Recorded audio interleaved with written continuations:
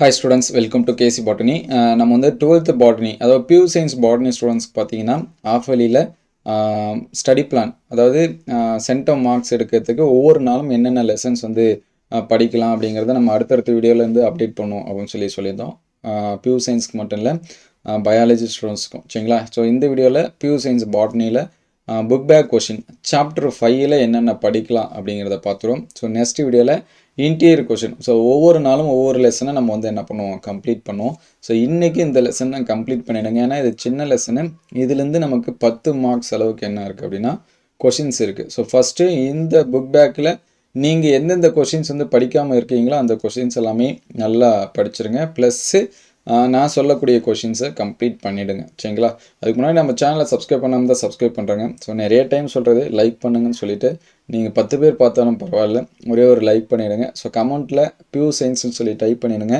நான் pure science students நிறைய பேர் தேடிட்டு இருப்பாங்க, உங்களுக்கெல்லாம் ஹெல்ப்ஃபுல்லாக இருக்கும்.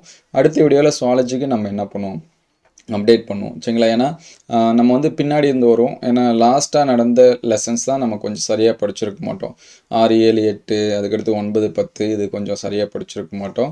ஸோ ஏன்னா நமக்கு ஃபஸ்ட்டு செகண்ட்லாம் படிக்கிறதுக்கு கொஞ்சம் டைம் வந்திருக்கும். ஸோ படிக்காத லெசன்லேருந்து வருவோம். நீங்கள் எந்தெந்த லெசன் நல்லா படிச்சிருக்கீங்க, படிக்கல அப்படிங்கிறத கமெண்ட் பண்ணுங்கள்.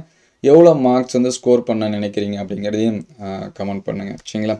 ஸோ இதில் ஃபஸ்ட்டு பார்த்தோம் அப்படின்னா சாப்டர் 5ல் ஸோ அதிகமாக ரிப்பீட்டடாக கேட்ட கொஸ்டின் என்னென்னா இந்த கருவுறு கொஸ்டின் வந்து நிறைய டைம் கேட்டிருக்காங்க ஓகேங்களா. ஸோ அதுக்கடுத்து தாவர திசுவளர்ப்பில் அடிப்படை கொள்கை இது வந்து நிறைய கேட்டிருக்காங்க. அதுக்கடுத்து தாவரங்களில் செய்யப்பட்டுள்ள நுண்பெருக்கத்திற்கு எடுத்துக்காட்டு. நெக்ஸ்ட்டு பார்த்தீங்கன்னா இந்த உறைகுளிர் பாதுகாப்பு. ஸோ இந்த 4 கொஸ்டினும் நிறைய டைம் என்ன பண்ணியிருக்காங்கன்னா கேட்டிருக்காங்க. ஸோ அதிகமாக கேட்காத கொஷின்ஸ் என்னென்னா இந்த மரபணு வளக்கூறு பாதுகாப்பை பற்றி நீ அறிவது என்ன, செயற்கை விதி தயாரிப்பதற்கான நெறிமுறை. ஸோ இந்த 2 கொஷினும் நீங்கள் இப்போ படிக்காமல் இருந்தீங்கன்னா இந்த ஸ்டடி டேஸில் வந்து என்ன பண்ணுறீங்க, படிச்சிருங்க. ஸோ அதுக்கடுத்து பார்த்தீங்கன்னா வளர்ப்பு செயல்முறையின் போது வளர்ப்பு ஊடகத்தில் நுண்ணுயிரின் வளர்ச்சினை நீ எவ்வாறு தவிர்ப்பாய், நுண்ணுயிர்களை நீக்க பயன்படுத்தப்படும் தொழில்நுட்ப முறைகள். ஸோ இந்த கொஷின் அதிகமாக என்ன பண்ணல அப்படின்னா கேட்கல சரிங்களா. அதனால் இந்த 2 கொஷினும் நீங்கள் வந்து என்ன பண்ணுங்கள், நல்லா பார்த்துருங்க சரிங்களா. அதாவது இது வரைக்கும் கேட்காத இந்த 2 கேள்வி, இந்த 12வது கேள்வியும் அதுக்கடுத்து பார்த்தீங்கன்னா இந்த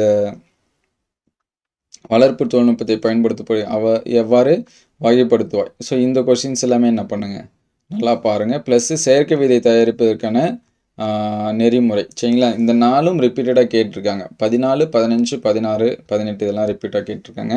மற்ற இந்த 3ம் அதிகமாக கேட்கல. 19, 20, 12 சரிங்களா, இதெல்லாமே அதிகமாக கேட்கல. ஸோ இந்த லெசனில் இந்த கொஷின் பாருங்கள். ப்ளஸ் இந்த டயக்ராம் வச்சு இருக்கக்கூடிய கொஷின் பாருங்கள். நமக்கு 1 மார்க்ஸு ஒரு சில டைம் டயக்ராம் கொடுத்தும் கேட்பாங்க. ஸோ இதுவும் அதிகமாக என்ன பண்ணலாம் கேட்கல சரிங்களா. இது என்னென்ன நிலை அப்படிங்கிறது என்ன பண்ணி வச்சிங்க, படித்து வச்சிங்க.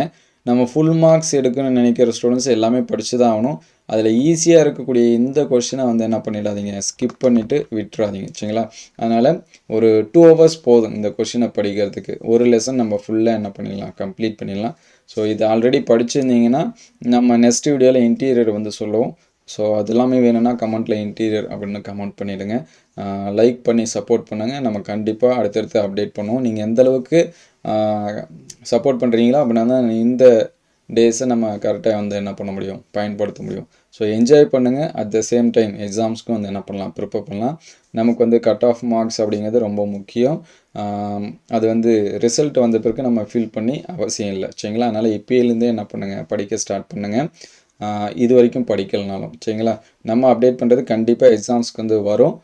அந்த நம்பிக்கையோடு என்ன பண்ணுங்கள், படிங்க. கமெண்ட்டில் இது படித்தா போதுமா, இது வருமா அப்படின்னு தயவு செஞ்சு என்ன பண்ணாதீங்க, கேட்காதீங்க சரிங்களா. ஏன்னா கண்டிப்பாக வரும் அப்படின்னு நினச்சிட்டு என்ன பண்ணுங்கள், படிங்க. Thank you all.